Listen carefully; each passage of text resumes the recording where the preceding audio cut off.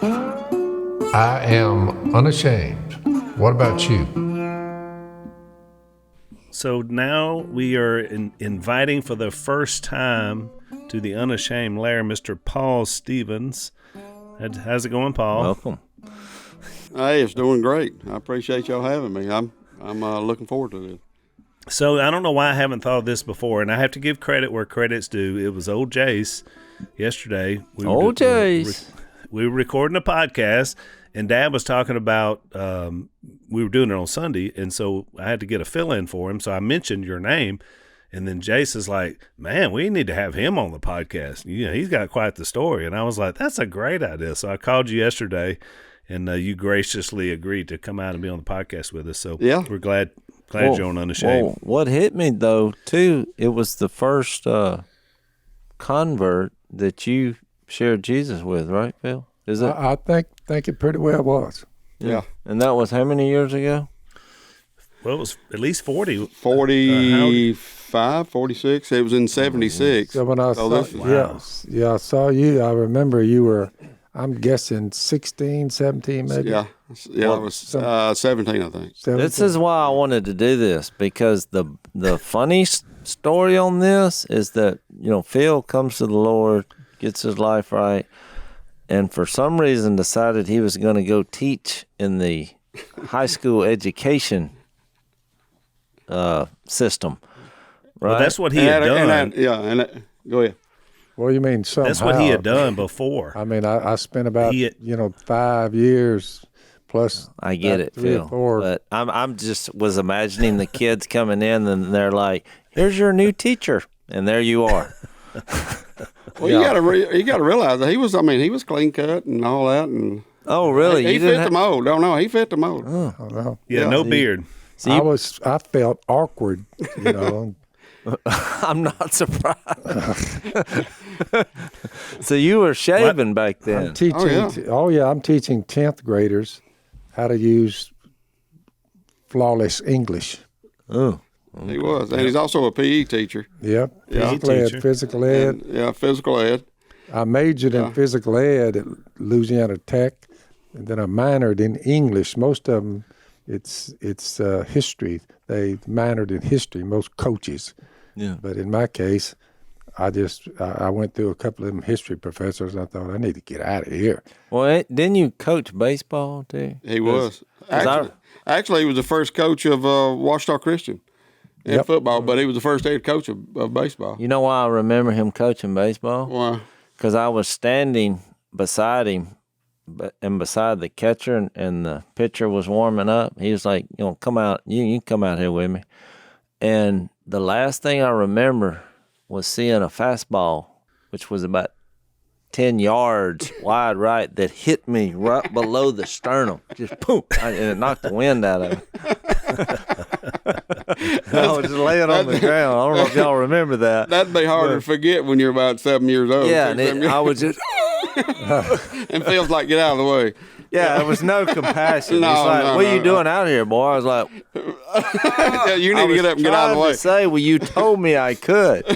And then Phil was hollering at the pitcher, what are you doing? Well, I told Phil, I said, look, that may have been Paul that did it. That may have been, because, look, I told him I could pitch, and the first game that we played was against Simsboro, I believe it was, and he put me in, and I don't think I made it out there in the inning. I don't know. Oh, really? Yeah, I may have been plucking people, hitting people, and trying to figure out how to throw a strike. I don't know, but he pulled me, and I don't think I never got another chance to pitch until my senior year. Right, Paul was the left-handed pitcher. And the reason I remember the baseball, Paul, is because I was the statistician. I was in the 6th or 7th grade, and I kept the book in the dugout, so I got to know all the older guys that were playing on the baseball team. That's right. I forgot all about that. Yeah.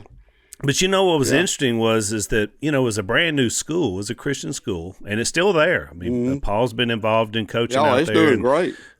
And they've had many baseball state championships. Jase's sons have played for him. Yeah. So it's kind of a long history, which is interesting. But I remember back in the day, you'd have a hard time finding people that would play you. So I remember we played at the juvenile detention facility. They call it LTI. I remember that. And so we billed it as the Christians versus the convicts. And I don't know what happened. I don't know who won. But I just remember there was no fences. I can tell you. I remember. Yeah, I remember. Yeah, no fences. Yeah. Well, actually, Larry McLemore was pitching. He's deaf. And these cats were over there in the dugout screaming and hollering at him. They were so good at toning.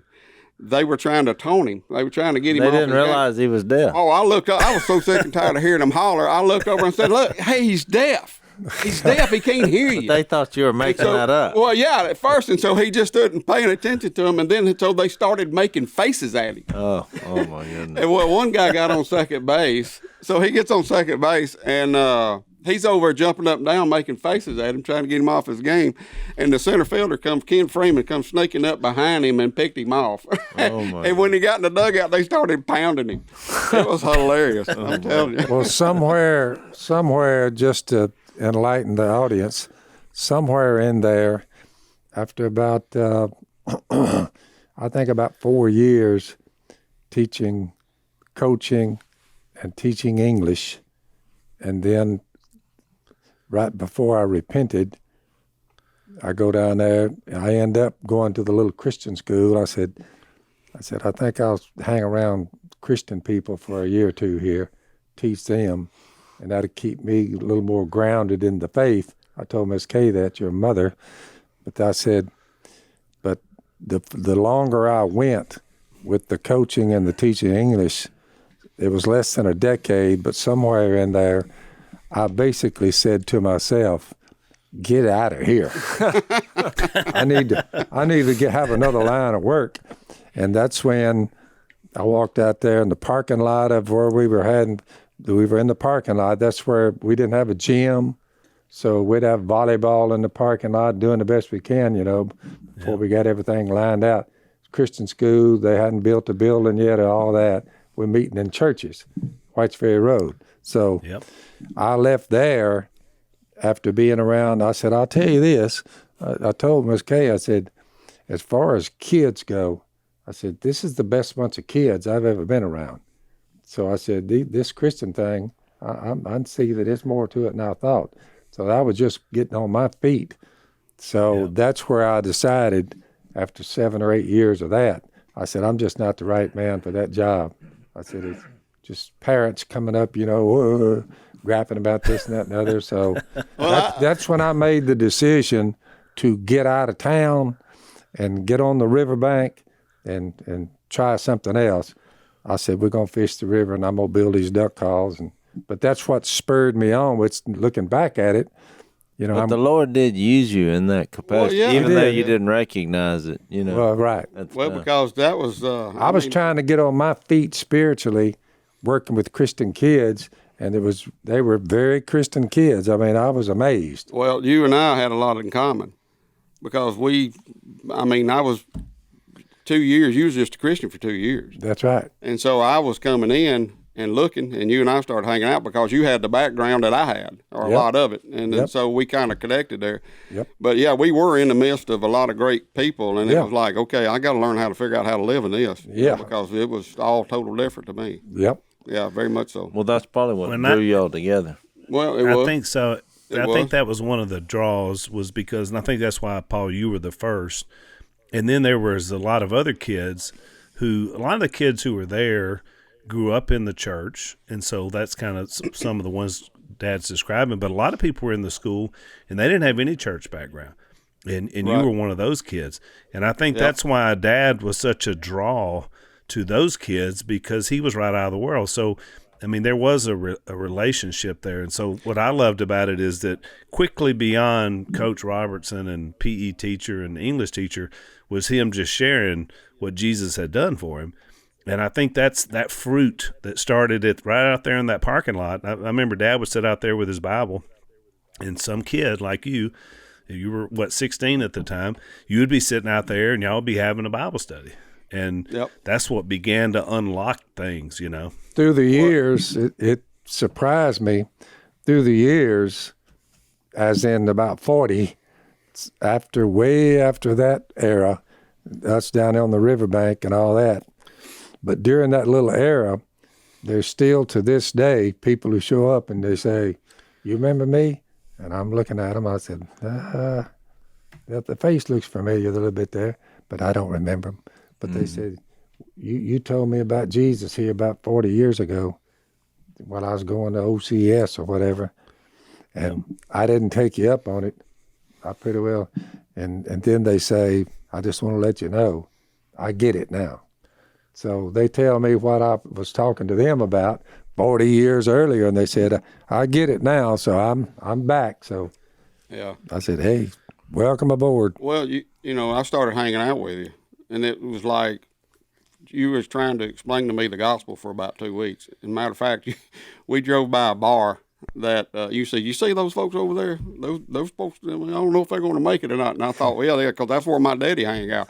And so we started. You started talking to me about that, and it was like 2 weeks into it. And then we ended up in the parking lot, and you asked me that day, "Okay, look, this is it." And you started walking off. You explained the gospel to me and all that, and you got down to the lick line. And you said, "This is what you got to do."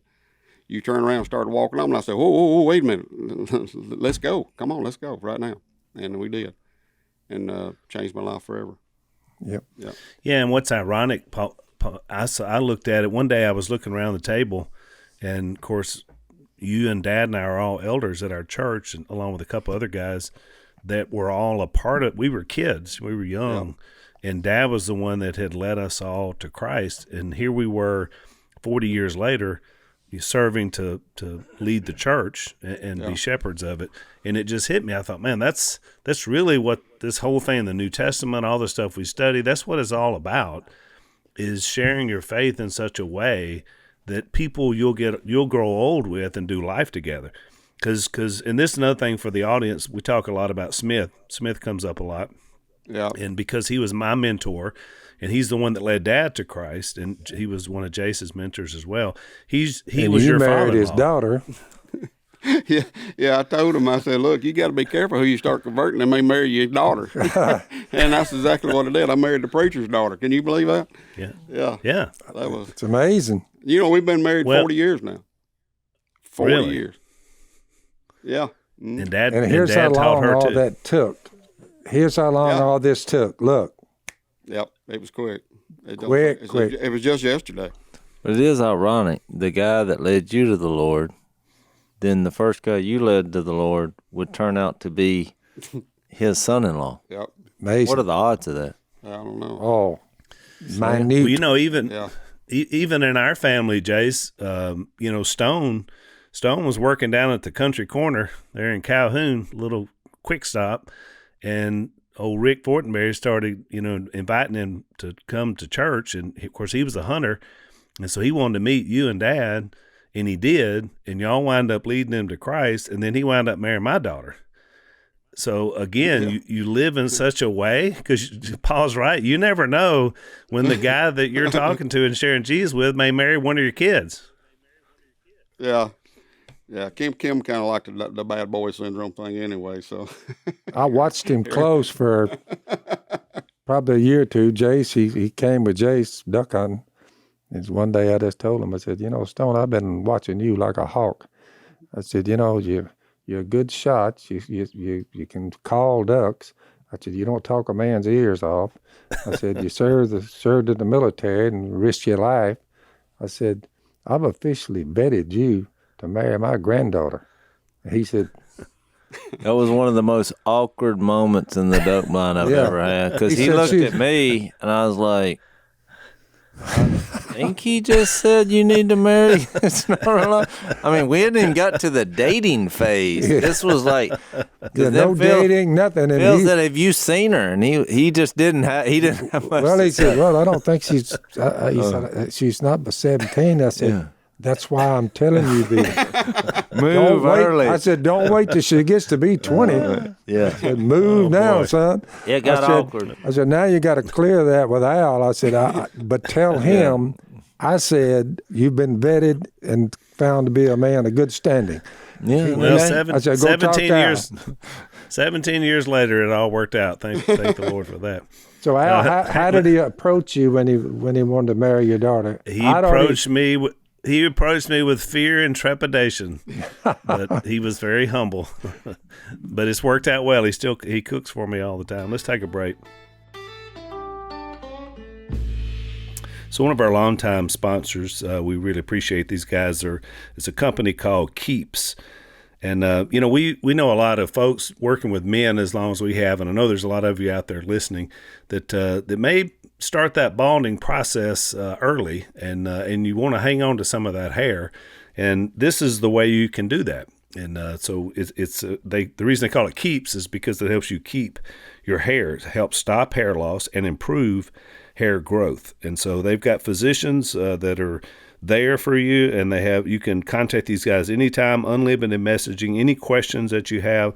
It's about half the cost of a traditional pharmacy, which is really good. So whether you're trying to prevent hair loss, stimulate hair growth, or just get better care of your hair, Keeps has you covered. So that's hair loss stops with Keeps, KEEPS.com/door.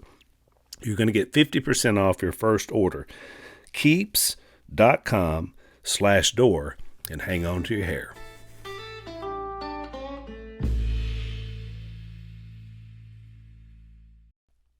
So, Paul, I wanted you to tell a little bit, because we just touched on it a bit, but you being at OCS, obviously someone saw and wanted you in an environment that could change your life. You have quite the testimony. I want you to share with the audience just a bit about how you grew up before that, what led you to wind up at OCS, and obviously then becoming a Christian and the man you are today. Tell us a little bit about your background.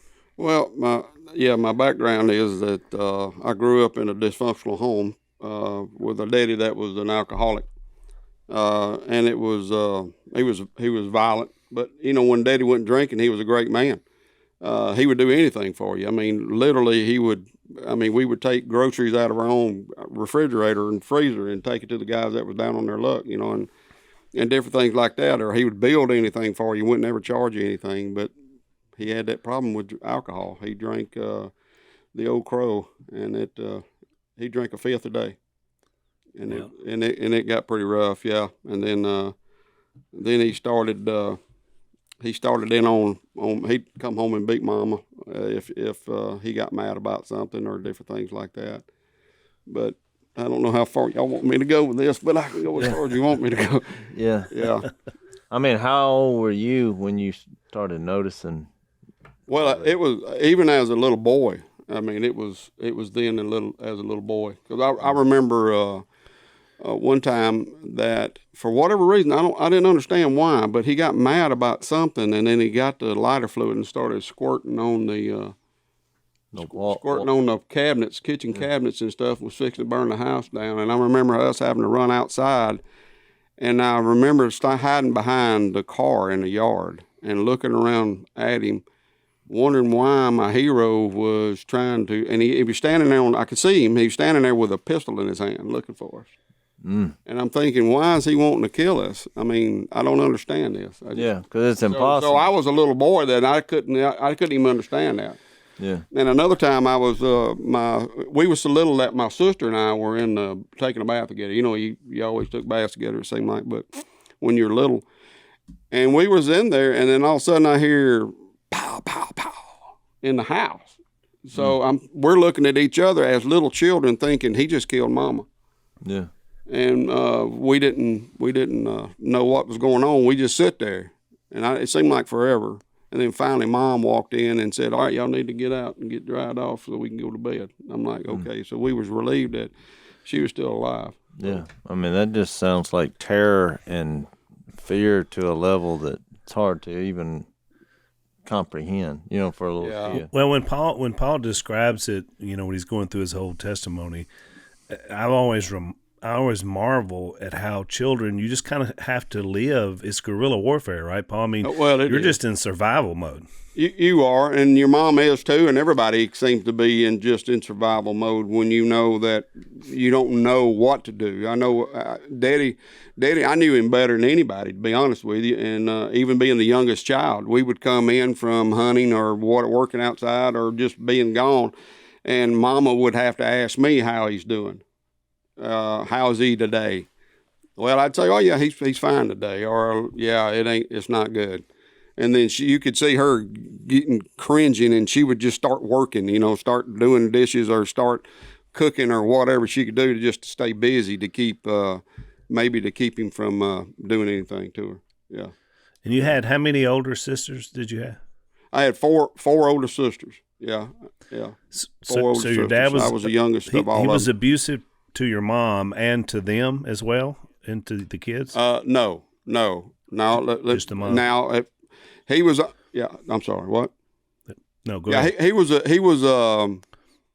was abusive to my mom only, but it was so bad around there that my sisters ended up just marrying to get out, and they all got out of the house, and it left me and my little sister there. She's older than me, but she was my baby sister.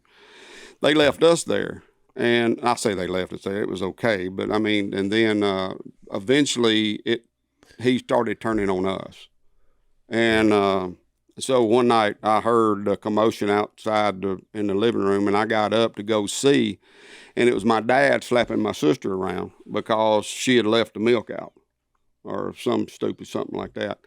Well, then I went and grabbed his arm, and my daddy was 6'4", 235, just so stinking strong.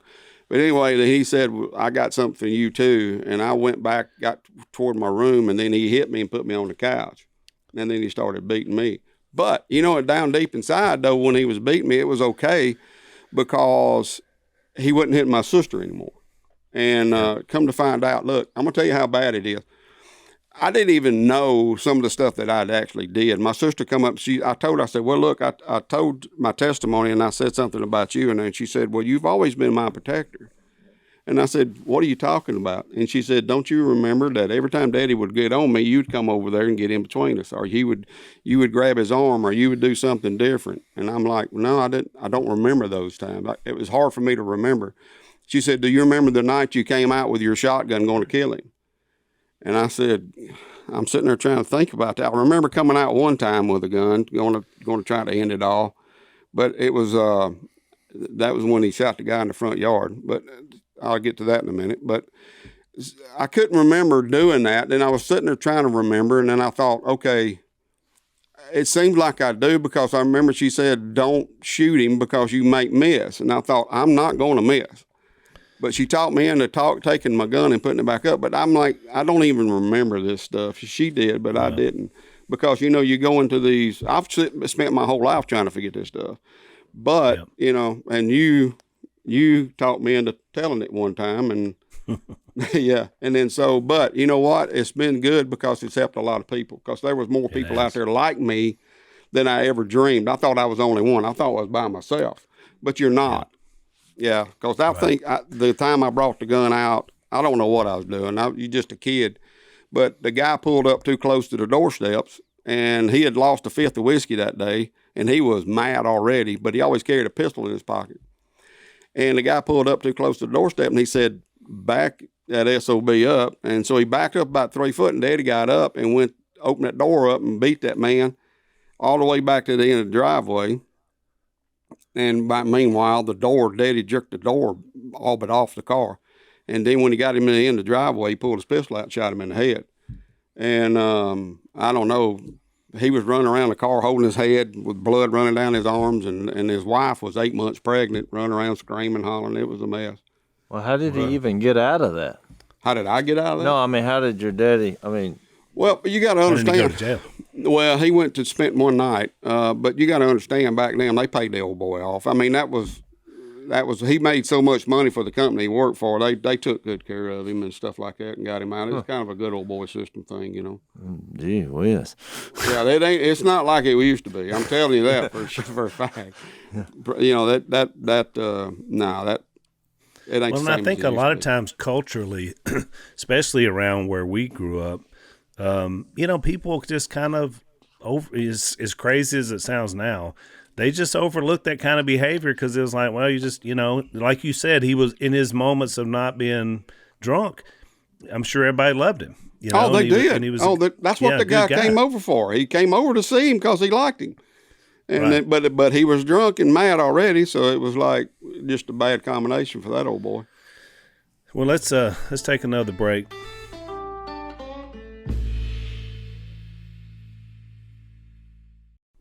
So, Paul, tell our audience what happened. What happened? It was I guess a tragic ending to the whole thing. But what happened on the fateful night? I call it The fateful night. Yeah. Well, okay. So, my sister comes to the door, and I don't know anything that's happened. She comes to the door because I don't hear it. I don't hear anything. And she come to the door and she said, "Hey, Paul, get up." Well, there's a certain tone that like the smell, the sights, the hear, the thing. There's a certain sound that she made in her voice, and I knew that was trouble. And I said, "What is it?" And she said, "Just come here." And I said, "What happened?" And she said, "Paul, just come here." So I got up and went to the living room, and my mom was on the couch with that 1,000-yard stare. And hang on a minute. And she looked up at me, and she said, "Son, I killed your daddy." And I said, "Okay." And I sit down beside her, and I just said, "Mom, it's going to be all right. It's going to be all right. We'll be all right." Because, I mean, for y'all don't understand the beatings that she took. And it was mostly for us, but then he started beating us. And I think that she was like, nobody's going to beat my kids like that and get away with it, Yeah. So I think as long as it was her, it was all right. But when it started in on the kids, then it was a different ball game. And she had waited till he went to sleep and took a shotgun and stuck it to the head and pulled the trigger and ended it all for all of us. And, we had to go to the grand jury and testify on her behalf, and she spent a few days in jail, but they let her out, and as long as none of the kids said anything, they wasn't going to do anything to her. So how old were you, Paul, that night? I was 14. Wow. 14 years old. And boy, So I ran up on you about 2 to 3 years after that. Mm-hmm. Yep. Yep. It was, I don't know, it kind of all went downhill for me after that. You start trying to think you're a man. And my daddy always told me when he died, I was going to be a man. And he said, "Yeah, son, when these boots fit your shoes, these boots fit your feet, then you'll be a man." Well, I tried his boots on the next day and they fit. And so therefore I thought I was a man at 14 years old, started living like one, You start doing all the things men do, and that's drinking and drugging and running women. And that's exactly what I did at 14 years old. As a matter of fact, I was living with a girl at 16 because I worked on a horse ranch. And I lived at the top of that barn, and she just come moved in with me. And just think of the ones that you've talked to since then, that this kind of behavior didn't end with him. It's still, it's tough out there. It is tough out there. Matter of fact, you know what? And I'm going to tell you, a lot of people think they're all alone. I did until that Sunday morning that I preached at our church and gave my testimony that time that Al talked me into doing, because I never would talk about it. I never talked about it. I always was trying to get rid of it. I just didn't want to think about it no more. Now pack it down. You just. Oh, I knew you for years, and I never knew that had happened until you spoke that morning. Yeah. I mean, it was crushing. Well, I knew you since you was like 6 years old. Oh, or 7 I know. years old. I was so surprised. I was like, I mean, this is incredible. I never knew this. Yeah. I mean, well, it's not.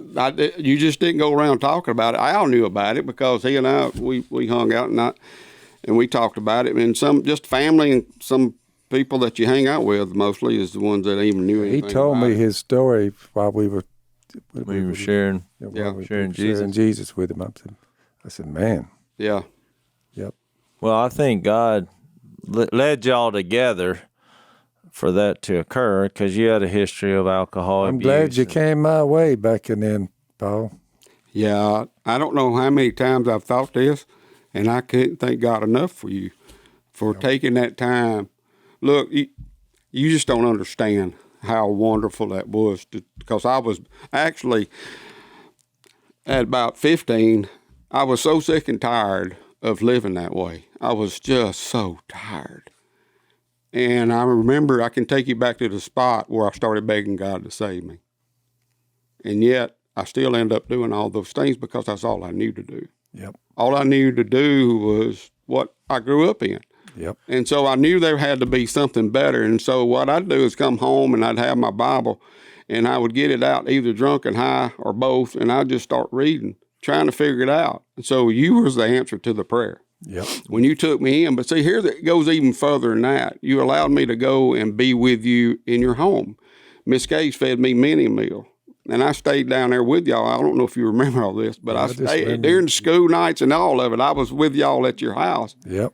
And we'd get up in the mornings and go run nets or chaps, and then go to school. And then during homeroom, I'd sell fish. Was there an attempt in that from 14 to 16 to try to get, some kind of counseling, or no.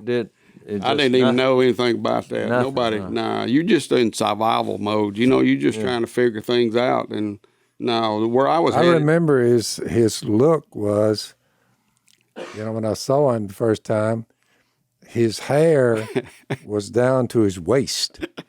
which is not frowned upon by you. It was back in those days, as far as the hippie movement, it was at full throttle. Okay, look. But he had a look about him with hair down to his waist. And 2 or 3 people at me said, "Why you run around that old boy?" I said, "It's a long story." Well, look, I want to take credit for the bandana and the long hair that y'all have, because I was cool before cool was cool. You sure were. I always find it comical when Phil's commenting on people's hair care in fashion. Did you really?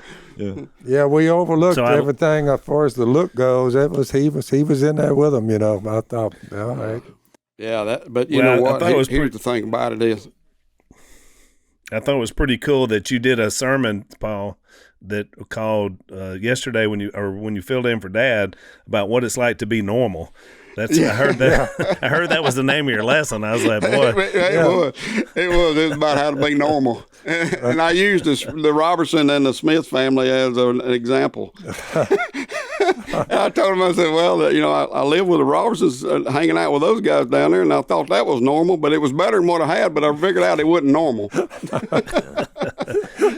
That's exactly right. Yeah, then the Smith family, they was a different family too, and I was trying to figure out if they was normal, and they really wasn't either. So, as far as what would people think normal is, but you know what? What normal is that we are normal because we're Christians. That's right. We're children of God Almighty. We're in His family, and that is normal. Because if you're walking in the Spirit as He's in the Spirit, because that's how we were designed, and that's what, if you're doing that, then you are normal. Now we may do abnormal things, but still we're normal. We're in a normal. From time to time, we might do some things that seem a little odd to others, but. No, I'm glad you said it though, because people from the outside looking in from the world, they're looking at this as completely abnormal. Yeah. That we're believing in this invisible God that you can't see has created a universe, and that we actually are reading this Bible as it's a love letter from the creator of the universe. They're exactly like, that's right. Just the craziest thing ever. That just seems so abnormal. So, well. But that is normal. I guarantee it. So it makes more sense to me than just saying I'm going to a grave one day and I have no plan. Yeah, and I don't know why I'm here or how I got here. And there's a few of us. There's one sitting there. That's tough story coming up to be 17 years old, 14, 15 years old. Tough and I think that's the idea, is how it shapes us. Let's take another break.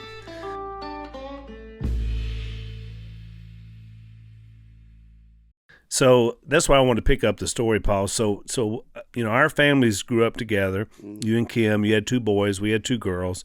There are several of us all around the same age, and so we're in house churches together, and that's how I got to know you. And we played softball together, church softball, and all these. We were just living life together, and we were doing it all at the church. And of course, Smith was my mentor. I'm working for the church, and so you were a welder.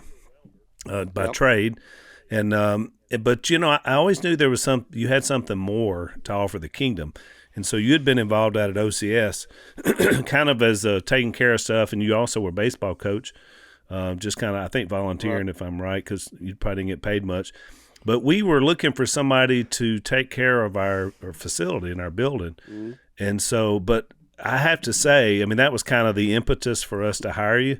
But I always, because I knew you so well, I knew you had way more to offer than just that. Although that's important, I knew there was more.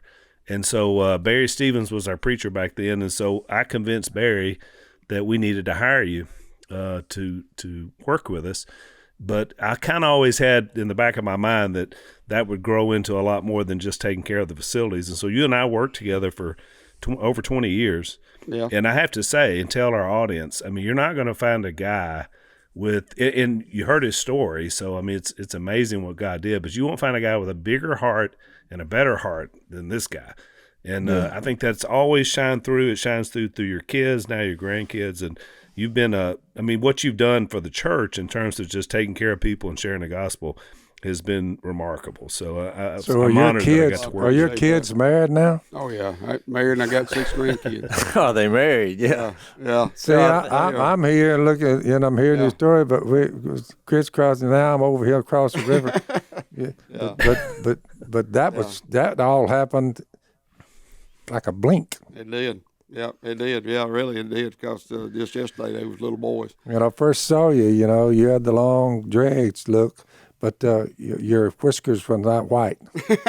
now they're white. Well, and Paul and I got to be good friends along the way. And I referred to this when I recommended that we have you on the show. I was like, he took a year out of his life and helped me coach a bunch of kids who were, I think they were 13 and 14 years old. Yeah, 13, 14. And we drafted kids who came from difficulty on purpose. Yep.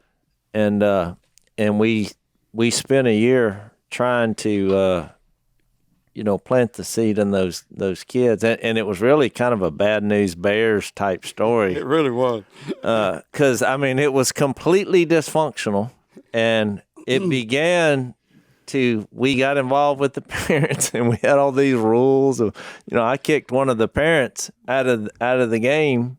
On the first game, she had to.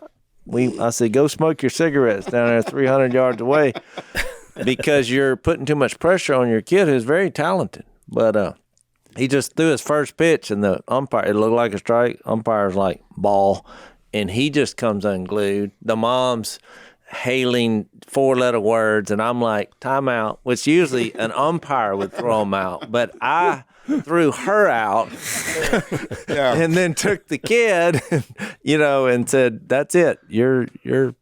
We don't show this kind of character, out here. But I mean, to make a long story short, I saw, because I didn't have any parents helping us, I just took the best men I knew who knew baseball and said, y'all want to help some kids? And it was very rewarding, although difficult and bumpy along the way in all these conversations. But look, I've had numerous of those kids return through the years and said, most fun I ever had, and it was, the most inspiring. But I don't know what your take on that was. It was a complete act of service on your behalf to be coaching baseball 30 years and then just devote to those kids. Yeah, that was a fun year. That was a great year. You know what? I ended up converting and baptizing one of the parents. Okay. Yeah. So I ended up doing counseling with them and a bunch of other stuff with them. Yeah. So working with one of the kids for long term for a while. And so it ended up, if nothing else, that's what came out of that. But it was a lot of fun to spend that time with them, especially Cole. Yeah, my son was on the team. I was the only parent coach, but I was like, I'm doing this for the Lord, so I'm not going to be biased. So here's what was funny to me, because Cole and I didn't realize it, but Cole and I had conversations. He'd ride with me wherever we was going, or we'd go different places, or because he was a pitcher and I was a pitching coach, and we would talk about things and stuff like that. And I went over to Martin, and I said, well, Cole and I was talking about this, and he goes, you talked to Cole talk to you? And I said, well, yeah, like, why wouldn't he? And he goes, I can't get him to say 3 words to me. He was. So I felt pretty good about that Martin couldn't have. Well, and you really helped him out. And I think, it takes other people, because he was real quiet and shy at that stage of his life. But at that time, no one knew that he was a brain. Yeah. Well, right. He was thinking. Yeah. Just thinking. But what we did, we made that place He's a like safe. one of Pepperdine's leading scholars. Came out of there. I mean, that's pretty tough university. We made the baseball field a safe place for those kids, and Paul really led the way in, because having to deal with the trauma that he dealt with. I mean, here's all these young boys, several times, they showed up crying. Yep. And because they're back home, it's just a complete nightmare. It was. And so I would go talk to the parents a lot about there will be no negativity in this place at any time. Because I said all this beforehand. I was like, you agree to do this, and I kind of used because we had the show and all. I mean, I was like, you agree that I have the right to remove you if you're being negative. We're going to make this a safe place for your kids. They need it. They need a safe place to get their head right and be involved in something, and learn how to be selfless and, have a healthy distraction for all their problems.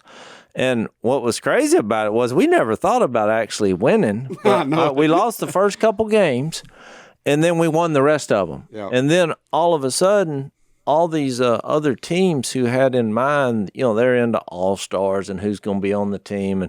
But whoever wins the league, that's who the all-star coach is.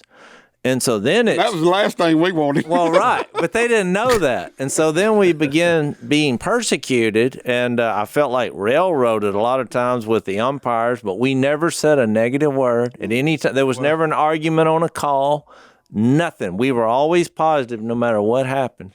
And so the highlight of that personally was at the end. So we win the league.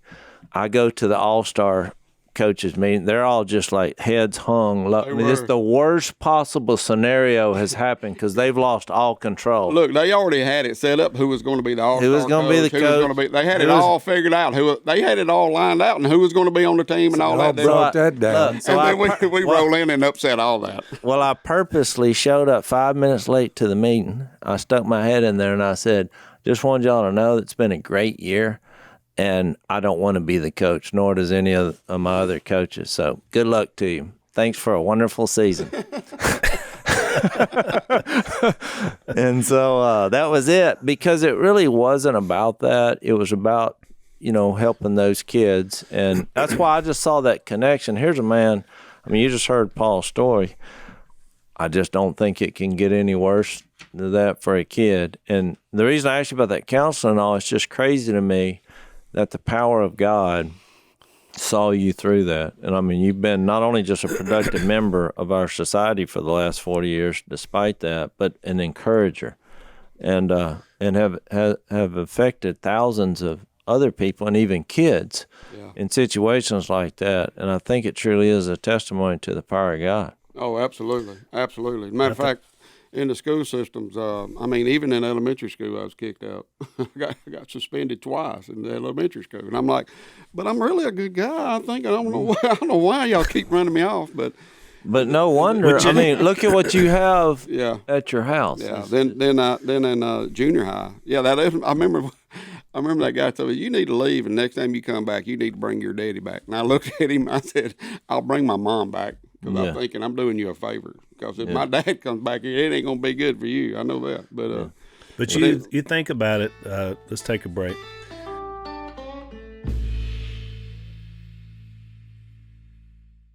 You think about it, Paul. That's why you have to have empathy for kids, and especially for troubled kids, because you don't know what's going on at their house. And you don't know what they're going through. And a lot of times kids act out in different ways. I know there's a lot of educators and coaches that watch and listen to our podcast, because I hear from a lot of you. And I hope you're hearing in that whole story about the baseball and even what Dad did, is that there has to be an intentionality about kind of how you go when it comes to kids, because they need you. There's going to be kids in there that are in the same type situation Paul was in, and they need a word. It was a middle school coach, if I'm recalling right, Paul, that got you to come to OCS which then exposed you to the people you were exposed to, which changed your whole life. And so that was somebody that had an awareness and was living intentionally for the kingdom. So a lot of times people say, well, I'm just a coach or a teacher, I don't know what I can do, but you may be the one light that guides somebody to changes their destiny. I was wondering how that happened, who reached out to you to get you to go to OCS, which eventually you met Phil. Well, when I was kicked out of West Monroe, they asked me to leave and not come back, which I don't blame them. But anyway, because But they didn't even know your story. No, they did. I didn't tell. I think some of them knew it because it happened when I was in junior high, or middle school, and I remember the old boy coming and telling me that I had to leave, and he had that look in his eye of, this kid ain't gonna never make nothing. We got to get rid of him. And rightfully so. I don't blame the man. Because I earned that. Because I wouldn't be a very good student. But anyway, I could play ball. I was an athlete, and so Wayne Sproul gave me the chance, and I can't thank him enough for that. He came to our house after I had been kicked out, and they put me in an alternative school. And he said for that summer, what he would do is he would get half my tuition paid, and he'd get me a summer job, which ended up working with the West Monroe Police Department. How ironic. That was kind of, because I was still doing drugs too, and doing all that stuff and working with the police department. So that was a little, anyway, that was a little weird. But I met William Guyton there too, by the way. He's our city marshal, and I tell you what, that guy has really poured a lot into me too. Yeah, I know him well myself. Yeah, he's a wonderful man, and I love him dearly. But anyway, so after that summer job with William Guyton, Wayne Sproul was going to be the head coach at Ouachita Christian, so he recruited me over to come play at this brand new Christian school. Yeah. And that's where Phil was. And then he and I just hit it off right off the bat. And then he and I started hanging out, and then he shared the gospel with me, and I obeyed the gospel. And then I started bringing all them heathens I knew to him. I started, it was one right after another. You remember that? Oh, yeah. Oh, I dragged one after another to him. I'm like, God, you got to hear this story, because they saw the change in me, because I went back to that horse ranch I worked at. And them old boys said, we want to smoke a joint and drink some beer, and I'm like, I don't do that no more. And they just looked at me like, what? Yeah. And I said, guys, I found something a whole lot better than that. His name is Jesus. And so I only knew one scripture: go into the world and teach the gospel, and whoever believes is baptized shall be saved. And that's what I did. That's all I knew, and I keep telling that scripture. And I told them that, and I said, but y'all got to come hear this story. And I drug them to him, and he started telling them all. So that's kind of the way that started. So then one day we're at Phil's house, and this kid they're in from Alexandria. I don't know if you remember this, but it was the bunch out of Ellick. Me, but I don't. No, it's okay. The bunch out of Ellick. You remember? You're talking about the riders. Yeah, riders. Well, they brought a kid with him.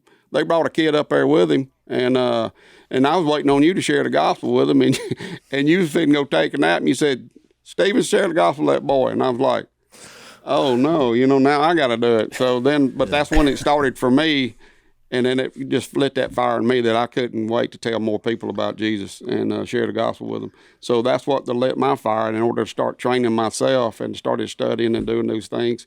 So actually, and here's what's crazy about this is that the very handout that they send all over the world is the one I wrote up of sharing the gospel. And it came from Phil, Bill, and Barry Stevens. Those are the ones I used, some of the things they said, and I just put my own twist to it and stuff. So it's that very thing that gets sent all over the world so people can hear the gospel. And it's just word for word, just like I was saying it to them.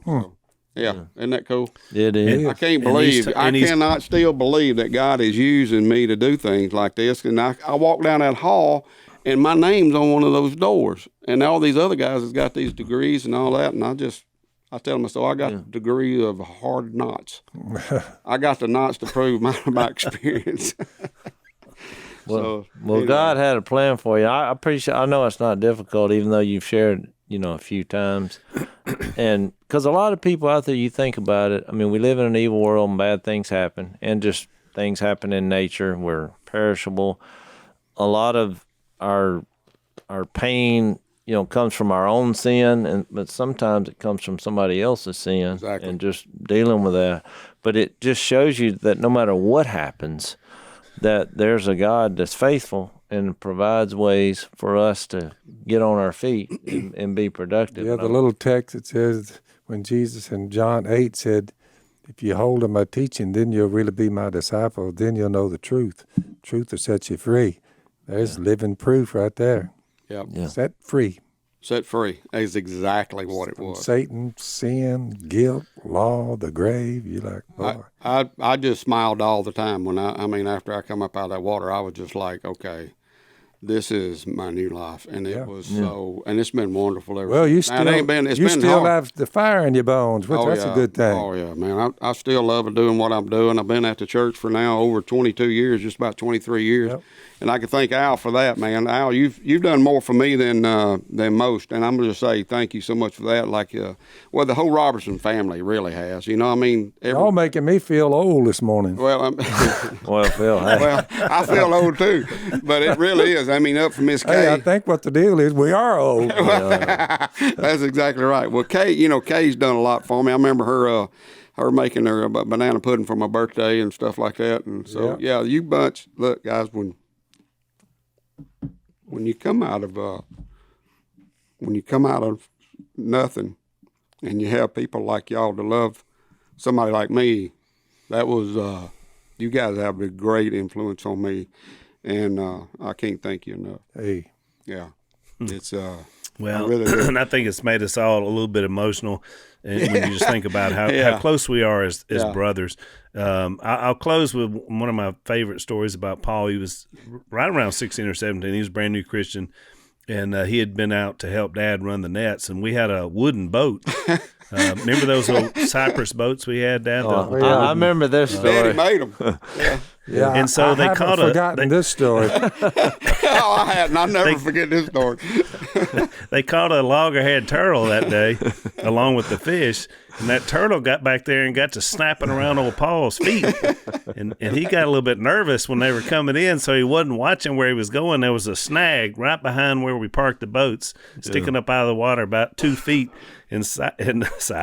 Paul just centered that thing. He did. And just everything came to a complete stop. Oh, we A all hole in the boat. And the boat was snag just- was through the boat Yeah. like this. water was coming in.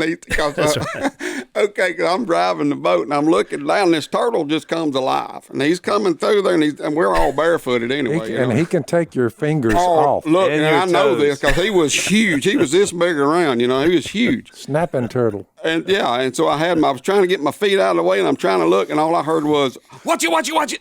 And I looked, Wham. and I hit that thing, and everything went forward. And and we had, like I said, we hadn't been Christians that long. But Phil looked back at me and said, boy. And I don't know what else he said because I was just too shocked. Anyway, he jumped out of the boat, picked the boat up off the snag, because good thing we wasn't that far from the bank. But, we got to the bank. Yeah, we patched it up, moved on. For 30 years, there was a jug tied on the top of that snag. There was. To let everybody know, don't go there. So, Don't go there. all right, we're out of time. We got a little overtime segment. I saved one story that I want you to tell Paul in our overtime segment, which is one that's very, very powerful to me. So we'll save that one. We'll catch it in overtime. Thanks for listening to the Unashamed podcast. Help us out by rating us on iTunes. And don't miss an episode by subscribing on YouTube, and be sure to click that little bell to get notified about new episodes. And for even more content that you won't get anywhere else, subscribe to Blaze TV at blazetv.com/unashamed.